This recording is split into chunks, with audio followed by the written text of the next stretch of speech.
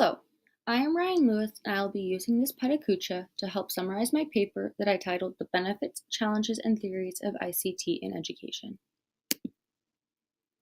The advances of ICT programs have provided new and engaging ways of researching and presenting material. These new options for gathering and presenting information allow students to be included in their own learning, which equates to a greater understanding. Incorporating ICT programs into the classroom also allows students to access knowledge at a greater scale. Using ICT technologies in the classroom supports the direction that education is moving towards. Contemporary learning is now the focus in education, encouraging students to take responsibility in their own learning.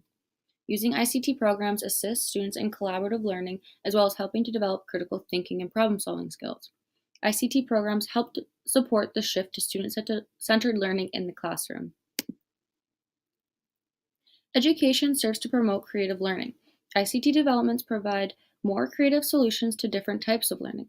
The integration of ICTs in today's classroom would enhance creative learning by promoting the manipulation of existing information and the creation of real-world products. Information and communication technologies provide the opportunity to improve teaching and quality of each student's education. Developing countries and rural areas are able to access better education through online programs. Students can also now access education through online resources, allowing for education to have a more flexible schedule where and when learning can take place. Teachers and educators can now use ICT programs to develop teaching materials as well as access other resources. This provides teachers control over the content that they are teaching because of the vast resources that they have access to, as well as the choice of which media they feel best supplements the material. Shifting our focus to the challenges, cost has a huge influence in the integration of ICTs into the classroom. Not only is there a big initial fixed cost, but there are also upkeep costs that tend to amount to a large cost.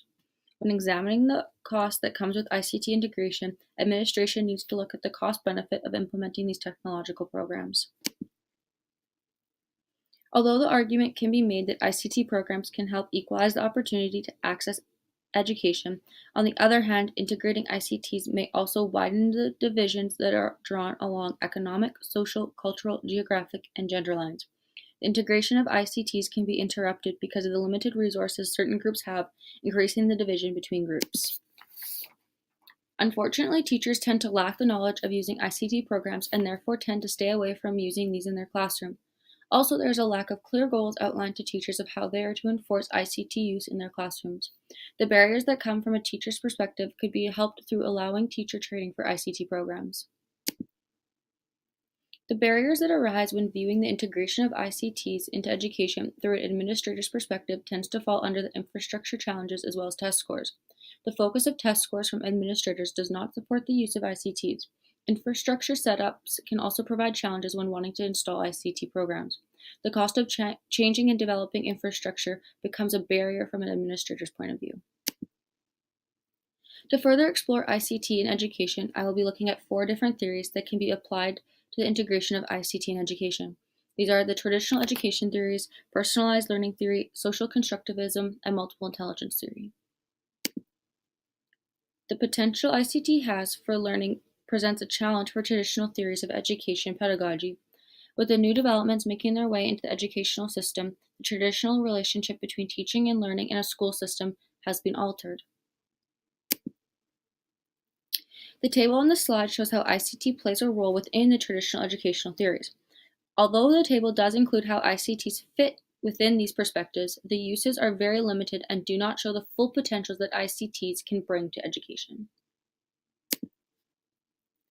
Personalized learning theory focuses on 4 key features. Learners are central, ICT is a key enabler of learning, learning is lifelong, and communities of collaboration are created.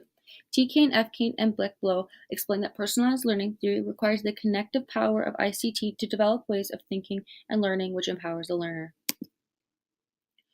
Joie states that social constructivism is the theory that individuals attain knowledge and modify their understanding through social interactions and social effects. Through the perspectives of social constructivists, ICT facilitates students in gaining new knowledge and emphasizes collaborative learning. Multiple intelligence theory has become a driving theory in education today. It suggests that students can express intelligence in 8 different ways. These are linguistic, logical, mathematical, spatial, bodily kinesthetic, musical, interpersonal, intrapersonal, and naturalistic. The table illustrated on this slide shows how e-learning aligns different skills and abilities through the various intelligences.